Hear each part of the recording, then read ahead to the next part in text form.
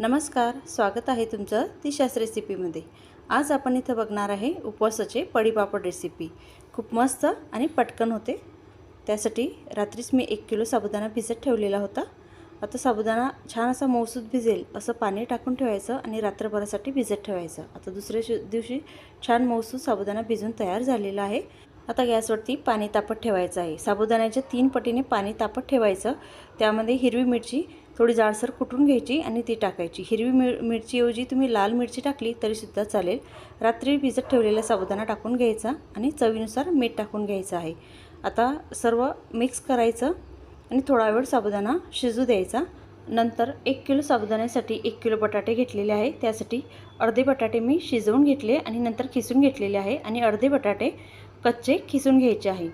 आता हे सर्व खिसून घेतलेले कच्चे बटाटे यामध्ये टाकून घ्यायचे आणि नंतर उकळून घेतलेले बटाटे सुद्धा आपल्याला यामध्ये टाकून घ्यायचे आहे। दोघेही बटाटे सोबतच टाकायचे आणि छान असे मिक्स करून घ्यायचं।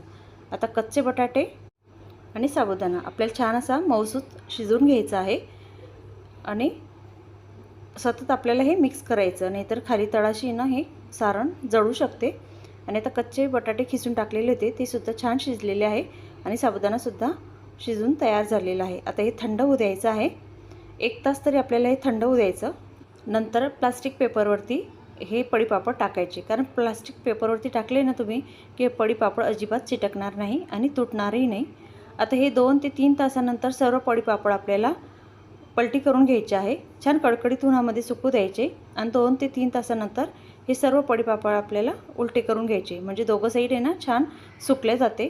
आता हे पडीपापड आपल्याला 2 ते 3 दिवस कडकडीत उन्हामध्ये सुकू द्यायचे आहे। छान असे कडकडीत उन्हामध्ये सुकू दिले ना की पापड आपले अजिबात खराब होत नाही आणि छान खूप दिवस टिकतात। त्यासाठी असे पडीपापड तुम्ही एकदा नक्की ट्राय करा आणि 2 ते 3 दिवसानंतर तुम्ही पडीपापड बघू शकता छान असे पडीपापड तयार झालेले आहे। आणि आता तुम्हाला तळून सुद्धा दाखवते। एक पडीपापड असं टाकायचा आणि छान असा तळून घ्यायचा आणि बघा किती पटकन तळून तयार होतो आणि किती पांढरे शुभ्र असे पडीपापड आपले तयार झालेले आहे। तळायला सुद्धा अजिबात वेळ लागत नाही, पटकन अशी रेसिपी तयार होऊन जाते आणि पापडसुद्धा तळून तयार होतात। बघा मस्त असे पडीपापड तळून पांढरे शुभ्र तयार झालेले आहे।